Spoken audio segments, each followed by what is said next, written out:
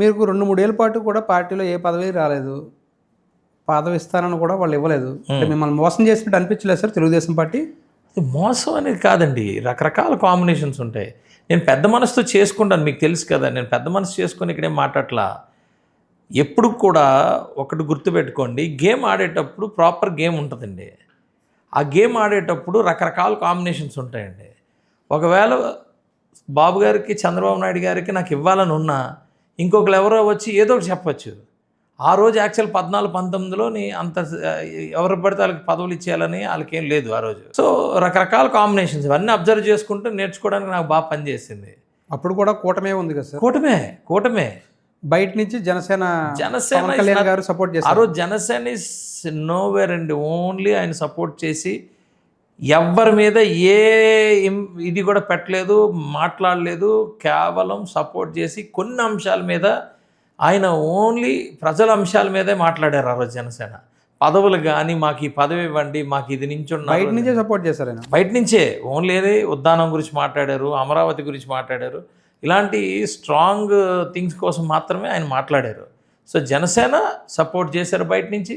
Janasena only ప్రజల కోసమే మాట్లాడారు అంతే. ఆ రోజు నా మనస్సాక్షి ఒప్పుకోలేదు కాబట్టి నేను 2009లోనూ పోటీ చేయలేదు. 14లో వైఎస్ఆర్సీపీ అవకాశం ఇచ్చినప్పటికీ కూడా నేను ఆ పార్టీలో చేరాలని చెప్పాను. మరి మీ మనస్సాక్షికి వ్యతిరేకంగా తెలుగుదేశం పార్టీని వీడి ఏ విధంగా జనసేనలో చేరారు సార్ ఎన్నికల ముందు? మనస్సాక్షికి వ్యతిరేకంగా ఎలా మీరు చెప్తారు? I'm from PRP. యువరాజ్యంలో నేను పవన్ కళ్యాణ్ గారు కలిసి పనిచేసాం. తెలుగుదేశం పార్టీలో పదవులు రాకే అన్సాటిస్ఫాక్షన్ తోటే మీరు జనసేనలోకి వెళ్ళారంటారు. ఏం చెప్తారు సార్ మీరు? నో జర్నీ చేశాము, అక్కడ కుదరలేదు, వెయిట్ చేశాము. నేను 2-3 నెలలు వాళ్ళకి నేను చెప్పాను, ఇలా నాకు పవన్ కళ్యాణ్ గారు ఫస్ట్ నుంచి నేను ఇద్దరం కలిసి పనిచేసాం. అక్కడ అవ్వట్లేదు. అవ్వలేనప్పుడు నా జర్నీ నేను ఆపుకోలేను కదా. అంటే ఎమ్మెల్యే అవ్వాలనే ఒక సంకల్పంతో పార్టీ మారారా? ఏ కారణం చేత పార్టీ మారారా? నియోజకవర్గ బాధ్యతల కోసమే నేను మారాను. ఎందుకంటే నాకంటూ ఫ్రీడమ్ ఉండాలి కదండి. నియోజకవర్గం ఇప్పుడు నేనేమనుకుంటాం, ఒక కాన్స్టిట్యున్సీని తీసుకొని ఈ దేశం ఎలాగ ఉండాలో ఆ కాన్స్టిట్యున్సీ నుంచే నేను తీసుకురావాలని అనుకున్నా. ఇప్పుడు కాన్స్టిట్యున్సీ తెలుగుదేశం పార్టీలో ఉన్నప్పుడు ఆ ఫ్రీడమ్ దక్కలేదు సార్ మీకు? ఫ్రీడమ్ ఉంది, ఎందుకు లేదు? ఫ్రీడమ్ ఉంది. నియోజకవర్గ ఇన్ఛార్జ్గా మీకు ఇన్ఛార్జ్ ఇచ్చారు. ఇన్ఛార్జ్ ఇచ్చిన తర్వాత నేను ఎన్ని చేశాను, ఇన్ఛార్జ్గా నేను స్టేట్ మొత్తంలో గుర్తుపెట్టుకున్నాను. నన్ను గుర్తుంచుకుంటారు జనాలు.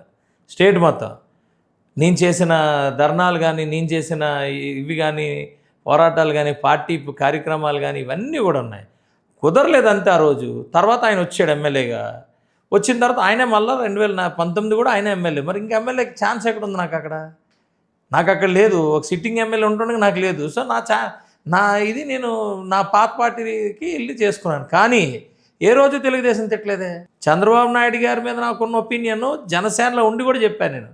ఇన్ఫ్యాక్ట్ ఒక డిబేట్లో ఏంటి చంద్రబాబు నాయుడు గారు అంటే, నేను హుదూద్లో మేమిద్దరం ఆయనతో పాటు నేను కలిసి పనిచేసిన అన్ని కూడా నేను చెప్పాను. అందరూ ఆశ్చర్యపోయారు. తెలుగుదేశం 2019 ఎన్నికల ముందు మీరు విమర్శించారు తెలుగుదేశం పార్టీని. ఏం విమర్శలేదు? ఏదో ఒక క్లిప్ కూడా చూసాను. ఎప్పుడు విమర్శించడం ఎప్పుడూ చేయలేదు. కానీ ఏదన్నా ఉంటే కొండ బద్దలు కూడా చెప్తాను. అది పార్టీ జనసేన అనే చెప్తాను, తెలుగుదేశం అనే చెప్తాను. అది పబ్లిక్గా నేనేం చెప్పలేదు. జనసేన పార్టీలో ఉన్నప్పుడు మీరు విమర్శించడం జరిగింది. ఏమనంటే 2019 ముందు జనసేన పార్టీ కూడా తెలుగుదేశం పార్టీ నుంచి బయటకు వచ్చేయడం జరిగింది. దూరంగా వాళ్ళకి సపోర్ట్ కూడా ఇవ్వకుండా విమర్శించడం జరిగింది తెలుగుదేశం పార్టీ కూడా, తెలుగుదేశం పార్టీ మీద కూడా ఎప్పుడు చేయలేదు. సో మీరు కూడా ఆ సమయంలో కొన్ని పాలసీల మీద ఏమైనా ఎప్పుడన్నా మాట్లాడతాం. కానీ పార్టీ పరంగా మేము సపరేట్గా ఉన్నప్పుడు మనం మాట్లాడింది. ఇప్పుడైనా ఒకవేళ ప్రాబ్లం ఏమైనా ఉంటే ఓపెన్గానే మాట్లాడతాం. కానీ కూటమిలో ఉన్నప్పుడు బయటికి మేము మాట్లాడకూడదు. అది ఒక డిసిప్లిన్ ఉంటుంది. ఆ డిసిప్లిన్ ప్రకారం వెళ్తాం. సరే, 2019 ముందు జనసేనలోకి ఏ విధంగా వెళ్ళారు సార్? అంటే ఎవరు ఆహ్వానం వచ్చింది, లేకపోతే నా ఇష్టం. కళ్యాణ్ గారు నేను బాగా నేను ఎక్కువగా నన్ను తమ్ముడిగానే చూసుకుంటారు ఆయన, మా కుటుంబాన్ని. మనం పార్టీ నడుపుకుందాము, నేను వస్తాను. నేను సరేరా నువ్వు మన పని. మీ అంతా మీరే వెళ్ళారా అక్కడి నుంచి? నా అంతటి నేనే వెళ్ళానండి. నా అంతటి నేనే వెళ్తా. ఆయన కూడా రమ్మని ఆనందంగా పిలుస్తారు. పిఆర్పిలో ఉన్నప్పుడు మీరు అప్పుడు పవన్ కళ్యాణ్ పనిచేశారు సార్? యువరాజ్యం పనిచేశారు. యువరాజ్యంలో ఎలా సార్? ఏంటి యువరాజ్యం అనేది? ఇప్పుడు నేను అప్పుడు బాగా యువకుడిని. యువరాజ్యంలో అప్పుడు ఉన్న దాంట్లో మనం పనిచేసాం బాగా. యాక్చువల్గా అక్కడ వరకు వెళ్ళాం కానీ మన యువరాజ్యం అధ్యక్షుడు కూడా చేయాలి. బట్ అక్కడ ఆ రోజు వేరే వాళ్ళిద్దరు ఉంటే వాళ్ళకి సరే, నేను ఎప్పుడు కూడా పార్టీ పాయింట్ ఆఫ్ వ్యూలోనే ఉంటాను నేను ఎప్పుడు. అందుకే నాకు లేట్ అయింది. అది నాకు మంచిదైంది, నాకే ఇబ్బంది ఏం అవ్వలే. 2019 పరిస్థితి ఏంటి సార్? అప్పుడు 20,000 ఓట్స్ వచ్చాయండి. నేను అంత ఆర్గానిక్గానే, మనం ఎవరిని ఇబ్బంది పెట్టకుండా ఆర్గానిక్గానే పనిచేసాం. 20,000 వచ్చాయి. దానివల్ల టీడీపీ ఓడిపోయింది. కానీ టీడీపీని ఎవరిని రమ్మని నేను అడగల. నా మీద ఇంట్రెస్ట్తోనే వచ్చిన వాళ్ళు అంతా. కొన్ని గ్రామాల్లో అయితే నువ్వు నేనని వచ్చాం. ఎగ్జాంపుల్ మునోపాక్ గ్రామం 3 పార్టీలు ఈక్వల్గా వచ్చాయి ఆ రోజు. అది కొంత ఇది. సో ఎక్కడెక్కడ ఏం సమస్యలు అది కూడా నేర్చుకోవడానికి. ఫస్ట్ టైం ఓటమి 2019లో చూస్తారు, ఎలా అనిపించింది సార్ అప్పుడు? ఓటమి కాదండి, అది కూడా జర్నీయే. ఓటమి కాదు, నాకు అర్థం చేసుకోవడానికి ఒక కాస్ట్లీ ఎక్స్పీరియన్స్. చిన్న విషయం కాదు కదా సార్, ఎలక్షన్స్లో పోటీ చేయడం, ఎమ్మెల్యేగా పోటీ చేయడం, ఆర్థికంగా చాలా బలమైన పొజిషన్ కూడా ఉండాలి. ఆర్థికంగానే కాదండి, సమయం కూడా బోల్డ్ ఇదవుతుంది. వ్యాపారాలు వదులుకొని రావాలి, ఆ వ్యాపారాలు పాడవుతాయి, అన్నీ చూసాం. అది వెంటనే 19 వెంటనే కరోనా ఒకటి వచ్చింది. ఈ ఎన్నికలు కోలుకోలేని టైంలో అంటే 18 నుంచి అన్నీ వదిలేసుకొని 19 ఎలక్షన్లకు వెళ్ళాం. ఎలక్షన్ అయిన తర్వాత మళ్ళా 1 సంవత్సరం పాటు కష్టపడి ఏదో నిలదొక్కుంటున్నారా అంటే కరోనా వచ్చింది. అలా చాలా ఇబ్బంది పడ్డారు. 2019 ఎన్నికల్లో ఎన్ని అప్పులు అయ్యాయి మీకు? అప్పులు అలానే లేదు. అప్పులు అవ్వలేదా? అప్పులు ఇవన్నీ కామన్ అండి, ఇవన్నీ లైఫ్లో ఇవన్నీ part and parcel of the game. అప్పుల నుంచి బయటపడ్డారా బాగానే? అప్పులే ఉండాలి ఇవన్నీ. అంటే మీరు ఎలక్షన్స్లో పోటీ చేయడం, ఓడిపోవడం, ఆ తర్వాత వెంటనే కరోనా రావడం, వ్యాపారాలు కూడా దెబ్బతింటడం, ఇబ్బంది పడ్డాం. అంటే అందులో మీరు ఉమ్మడి కుటుంబం అని చెప్పారు. ఇబ్బంది పడ్డాం. కుటుంబం అంతా ఇబ్బంది పడింది. బట్ ఒక దేశం కోసం పనిచేసేటప్పుడు, ఒక నియోజకవర్గానికి లీడ్ చేయాలనే అంత ఇది ఉన్నప్పుడు కుటుంబాన్ని బయటికి తీసుకురాలేని ఒక నియోజకవర్గాన్ని బయటకు తీసుకురాలేడు. ఎలా బయటపడ్డారు సార్?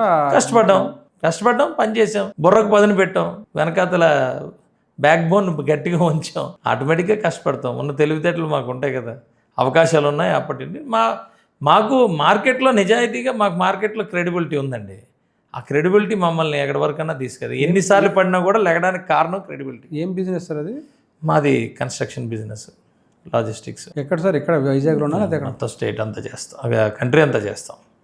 1924 మధ్యలో మీరు జనసేన పార్టీ తరఫు నుంచి చాలా పోరాటాలు చేసినట్టున్నారు కదా. ఆ సమయంలో ఎలా అనిపించింది సార్? 5 ఏళ్ల పాలన చూసిన తర్వాత మీకు ఒత్తిడి కానీ, లేదంటే కనుక కేసులు ఎదుర్కొన్న సందర్భంలో కానీ ఎలా అనిపించింది అసలు? నేను రాజకీయాల్లోకి వచ్చి మంచి పని చేశాను అనిపించింది అండి. నాలాంటి వాడు రాజకీయాల్లో ఉండాలి అని అనిపించింది. వాస్తవానికి ఆంధ్రప్రదేశ్లో రాజకీయాల్లో అపోజిషన్ ఉన్నాడంటే టఫ్ టైం. అపోజిషనుడే కాదు, అధికార పార్టీలో ఉన్నాడు కూడా టఫ్ టైం ఆ రోజు.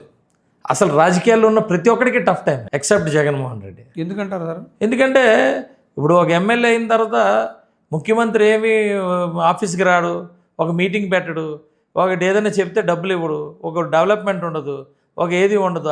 ఏదైనా మాట్లాడితే అక్కడి నుంచి ఫోన్లు వస్తాయి, ఇక్కడ మనం చెప్పినవి వెళ్ళవు. అలాగా అధికార పార్టీ వాడికి అది టఫ్ టైం. అపోజిషన్ పార్టీ వాడు అసలు మాట్లాడడానికే లేదు. టార్గెట్ చేయడం, జైల్లో పెట్టడం, టార్గెట్ చేయడం, చంపడం, టార్గెట్ చేయడం, రకరకాలు. ఎవడైతే మాట్లాడతాడో అన్ని డైరెక్ట్గా వేయటమే. డైరెక్ట్గా 15 సంవత్సరాలు 20 సంవత్సరాలు ముఖ్యమంత్రి చేసిన వాడిని లోపలేస్తే, పవన్ కళ్యాణ్ లాంటి పవర్ఫుల్ పర్సన్, పవన్ కళ్యాణ్ గారు ఇలా అంటే అలా కోట్ల మంది వస్తారు దేశం మొత్తంలో, అలాంటి వ్యక్తిని ఆపడానికి చూడటం ఇదంతా టఫ్ టైమే. దానిలో చాలా నేర్చుకున్నాం, నలిగాం. నాకేమనిపించిందంటే ఎస్, ప్రజల కోసం నిలబడేటప్పుడు నాలాంటి ఒక స్ట్రాంగ్ కమిట్మెంట్ ఉన్న వ్యక్తులు ఈరోజు రాజకీయాలు ఉండడం మంచి పని చేశామని అనిపించింది. ఆ సందర్భంలో కొన్ని కేసులు కూడా మేము పెట్టినట్లు 100% కేసు పెట్టారుగా. నోవాటల్ కేసు నాదేగా. 8-9 రోజులు జైల్లో నన్ను పెట్టారు. ఏంటి సార్ దాని వెనకాల ఉన్న కథ? ఏం లేదండి, నథింగ్. వాళ్ళకి నచ్చలేదు అంతే. ఏం జరిగింది సార్ అసలు? మీ మీద కేసు పెట్టడం నచ్చలేదు అంతేనండి, నచ్చలేదు. ఆ రోజు పవన్ కళ్యాణ్ గారిని రానియకూడదు, వచ్చిన సైలెంట్గా కార్లు వెళ్ళిపోవాలి. ఏ సంవత్సరం సార్ అది? 2022 సైలెంట్గా కార్లు వెళ్ళిపోవాలి. జనవాణి అనే ఒక కార్యక్రమం, జనవాణికి విపరీతమైన రెస్పాన్స్. విశాఖపట్నంలో జనవాణి కార్యక్రమం పెడితే బోల్డ్ అన్ని భూతగులు, బోల్డ్ అన్ని కబ్జాలు ఇవన్నీ బయటపడిపోతాయి కాబట్టి పవన్ కళ్యాణ్ గారు రాకూడదు. రాకూడదు కాబట్టి ఆయన్ని ఎక్కడ కూడా రాకుండా మొత్తం లైట్లన్నీ ఆపేసి ఇబ్బంది పెట్టాలని ప్లాన్ చేశారు. మేము దానికి అడ్డాము. మేము ఆయన వెళ్తున్నప్పుడు పైన అసలు మేము ఎక్కడ ఉన్నామో తెలియదు, ఏమున్నామో తెలియదు. రోజా గారి మీద మేము ఏదో హత్య చేయడానికి ఈ విషయం ఏది డబ్బా మూత తీసుకురామని ఎవరెవరి మీదే పెట్టారు. అసలు పాపం ఇంట్లో కూర్చున్న కార్యకర్తల మీద, అప్పుడే జాయిన్ అయిన కార్యకర్తల మీద అసలు వాళ్ళ ఫోన్ అవన్నీ తీసుకుంటే అసలు ఎక్కడా ట్రేస్ అవ్వరు. వాళ్ళు అసలు ఎయిర్పోర్ట్లోనే లేరు. కనీసం 100 మంది మీద కేసు పెట్టారు. ఎన్ని కేసులు పెట్టారు సార్ మొత్తం మీద మీకు? చాలా కేసులు అండి. 8 కేసుల పైన ఉంటాయి సార్. 8, 10, 15 కేసులు ఉన్నాయి. అంటే ఇవన్నీ లాస్ట్ 5 ఏళ్ళలోనే జరిగాయా లేకపోతే ఇంకెక్కడైనా? దానికన్నా ముందు కూడా ఒక పబ్లిక్ హియరింగ్ దగ్గర ఒక ఇష్యూ అయింది. అప్పుడు ఒక కేసు పడింది. మిగిలిన అన్ని ఈ 5 307 కేసులు కూడా పెట్టినట్టున్నారు. మర్డర్ కేసు అదే ఇది ఇందులో భాగంగానే ఈ కేసు. అంటే మీరు కేవలం నేను లేదు నాయకుడిని అంతే అండి. ఎవరు రాకూడదండి. ఎవరైతే ముఖ్యంగా ఉన్నారో వాళ్ళందరి మీద పెట్టారు. అంతకుముందు ఇంకే కేసు ఉంది సార్? 307 కేసు. 307 లేవు, ఏం లేవు. మామూలుగా ఎప్పుడన్నా మనం అక్కడికి వెళ్ళామనుకోండి, ఇది కంపెనీకి ఇక్కడ ఏం అన్యాయం జరుగుతుంది అని అడిగామనుకోండి, ఆటంకాలు గవర్నమెంట్ ఉద్యోగాలకి ఆటంకాలు కలిగించారనే కేసు. 1924 మధ్యలో 1924 మధ్యలో బోల్డ్ కేసులు అండి. ఎలా పడితే పెట్టారు కేసులు, ఏ పడితే పెట్టారు కేసులు.